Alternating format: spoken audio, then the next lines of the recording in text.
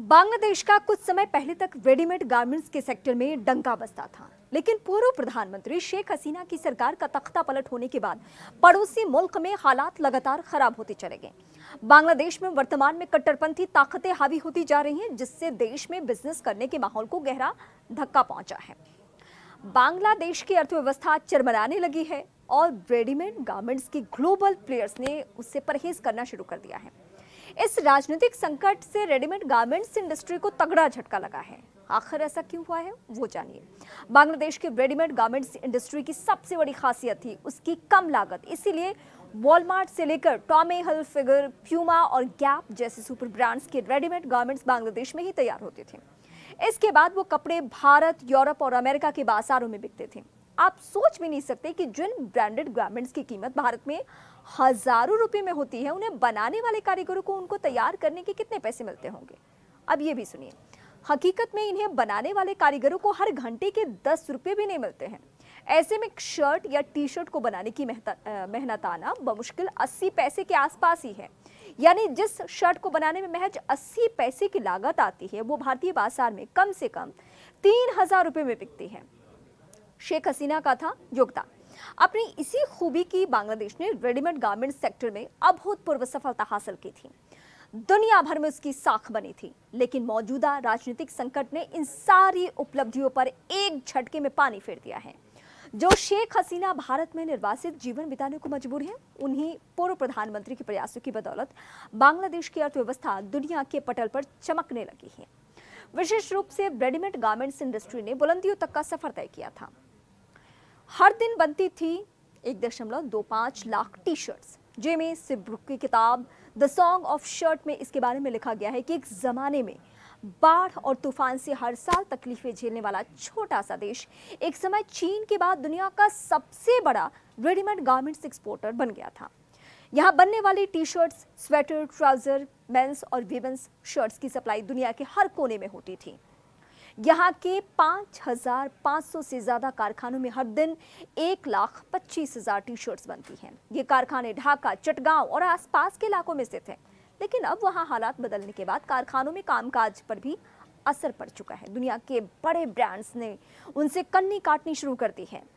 बड़े ब्रांड कराते थे आउटसोर्सिंग। दुनिया भर के ज्यादातर बड़े ब्रांड्स अपने गारमेंट की आउटसोर्सिंग बांग्लादेश से ही कराते थे। दरअसल बांग्लादेश में दुनिया का सबसे सस्ता श्रम है, इससे ब्रांड्स की लागत बहुत घट जाती है। इनके काम में काफी फिनिशिंग भी है।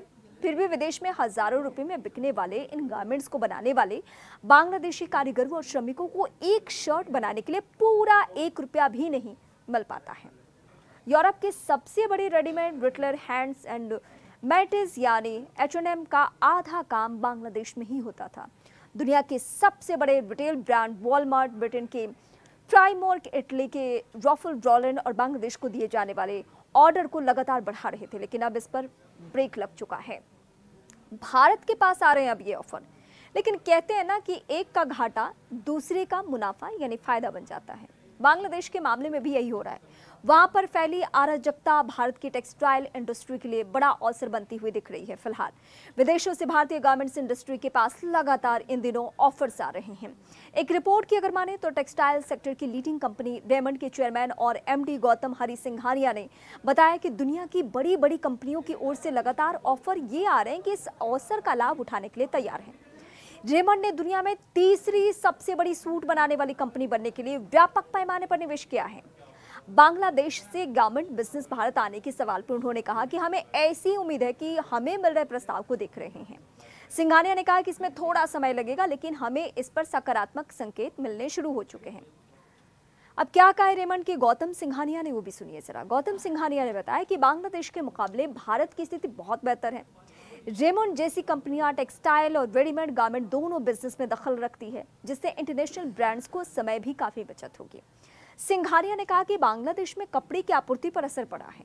भारत के पास लाभ उठाने का एक शानदार अवसर है, क्योंकि हमारे पास यहाँ कपड़े का आधार है, उनके पास केवल गारमेंट्स बनाने का ही बेस है। हम भाग्यशाली हैं कि हमारे पास ये क्षमताएं हैं। भारत के पास स्थिति मजबूत करने का मौका है। बांग्लादेश में चल रही राजनीतिक हलचल और हिंसा ने भारत को दुनिया के कपड़ा बाजार में अपनी स्थिति मजबूत करने का मौका दे दिया। फिलहाल Bharat global readymade garments industry में शीर्ष 5 देशों में शुमार है। वैसे ग्लोबल मार्केट में उत्पाद की कम लागत, बेहतर मशीनरी, कपास का सबसे ज्यादा उत्पादन होने और बढ़िया क्वालिटी के कच्चे माल की वजह से चीन का इस पर अभी तक दबदबा है। चीन के बाद जर्मनी, बांग्लादेश और वियतनाम का नंबर आता है।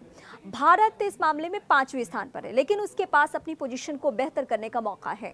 आंकड़ों की माने तो भारत की टेक्सटाइल इंडस्ट्री 150 अरब डॉलर की है, जबकि बांग्लादेश की इंडस्ट्री साइज में काफी छोटी है, लेकिन भारत के एक्सपोर्ट करीब 40 अरब डॉलर का है, जबकि बांग्लादेश का 45 अरब डॉलर का है।